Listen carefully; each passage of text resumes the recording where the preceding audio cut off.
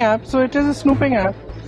I mean, clearly, it's ridiculous. Now, where else do they want to? आपको delete करना है तो आप डिलीट कर दोगे आप. Citizens have their right to privacy. Even all of you must be having a right to privacy to send your own messages to family, friends, without the government looking at everything. नहीं इस्तेमाल करना है तो register मत करो. Turning this country into a dictatorship. जिस तरीके से अपने फोन पे दूसरे ऐप को दबाओगे और कहोगे डिलीट, वैसे इसको भी दबा सकते हो और कह सकते हो डिलीट. भारत में एक बार फिर तकनीक पर राजनीति तेज हो गई। संचार साथी ऐप जिसे सरकार डिजिटल फ्रॉड रोकने का हथियार बता रही थी, उस पर विपक्ष खुलकर हमलावर है।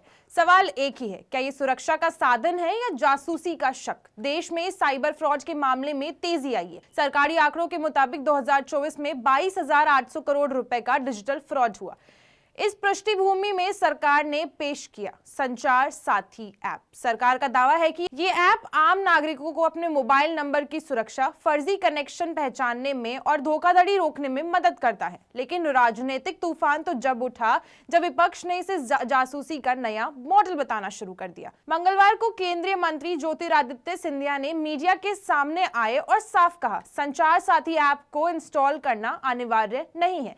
जिसे चाहे आप इस्तेमाल करें या जिसे चाहे ना करें, कभी भी डिलीट कर सकते हैं। विपक्ष मुद्दे ढूंढ रहा है और जनता को भ्रमित कर रहा है। हर भ्रम को मैं तोड़ने की कोशिश कर रहा हूं. आपको डिलीट करना है तो आप डिलीट कर दोगे आप. कोई मैंडेटरी नहीं है. आप अगर रजिस्टर नहीं करना चाहते हो, मतलब कि उदाहरण के तौर पे इस ऐप का उपयोग नहीं करना चाहते हो, तो रजिस्टर मत करो, वो डोरमेंट रहेगा.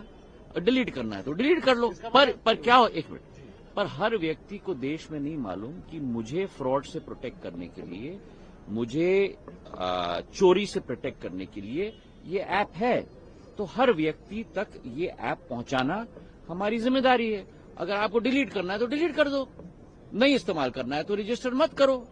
जब आप रजिस्टर करोगे तभी तो एक्टिव होगा, रजिस्टर नहीं करोगे तो इनएक्टिव होगा. इसका मतलब संचार साथी ऐप हम डिलीट कर सकते हैं अपने फोन में? बिल्कुल डिलीट कर सकते हो आप. सिर्फ इनबिल्ट ऑप्शन है, उसे आप डिलीट कर. आप उसको जिस तरीके से अपने फोन पे दूसरे ऐप को दबाओगे और कहोगे डिलीट, वैसे इसको भी दबा सकते हो और कह सकते हो डिलीट.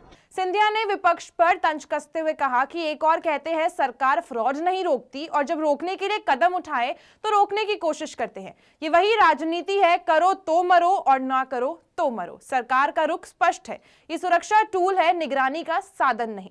विपक्ष का आरोप है कि एक जासूसी ऐप है। दूसरी ओर विपक्ष इस ऐप को एकदम अलग नजर से देख रहा है।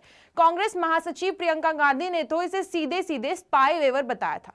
उनका बयान था, ये एक जासूसी ऐप है। App, so it is a snooping app. I mean, clearly, it's ridiculous. Now, where else do they want to, I mean, citizens have their right to privacy. Even all of you must be having a right to privacy to send your own messages to family, friends, without the government looking at everything. It's not just one thing. It's not just snooping on the telephones. It's overall. They are turning this country into a dictatorship in every form. You ask me every day why Parliament is not functioning. It's not functioning because they're refusing to talk about anything. नागरिकों को privacy का अधिकार है। सरकार इस स्तर पर निगरानी बढ़ाकर देश को तानाशाही की ओर ले जा रही है। विपक्ष का आरोप है कि ऐप की आड़ में सरकार लोगों के डिवाइसेस, मैसेजेस, कॉल्स और डिजिटल गतिविधियों पर नजर रख सकती है। हालांकि सरकार इन आरोपों को राजनीतिक एजेंडा करार दे रही है। राजनीतिक एंगल से देखा जाए तो दोनों पक्षों की रणनीति, सरकार का राजनीतिक दृष्टिकोण डिजिटल फ्रॉड रोकने की बात करके है, वही सरकार जन सुरक्षा का नैरेटिव मजबूत करना चाहती है। विपक्ष की आलोचनाओं को मिस इन्फॉर्मेशन कहकर सरकार खुद को तकनीक सकारात्मक और सुधारक रूप से दिखा रही है। 22,800 करोड़ के फ्रॉड का आंकड़ा पेश करके सरकार ये संदेश देना चाहती है कि ऐप समाधान है, समस्या नहीं है। वहीं विपक्ष का राजनीतिक दृष्टिकोण प्राइवेसी का मुद्दा बनाकर विपक्ष सरकार को निगरानी राज्य के रूप में प्रस्तुत करना चाहता है। पेगासस विवाद की याद दिलाकर विपक्ष ऐप को नए स्पाईवेयर के रूप में बताने की कोशिश कर रही है। चुनावी माहौल में विपक्षी नैरेटिव बनाना चाहता है कि सरकार जनता की आजादी और निजता पर अतिक्रमण कर रही है। देखा जाए तो जनता के बीच क्यों उठ रहे हैं यही सवाल। भारत में पहले भी निगरानी को लेकर विवाद हुए हैं, Pegasus, data protection bill, social media नियम और बहुत सारे आदि।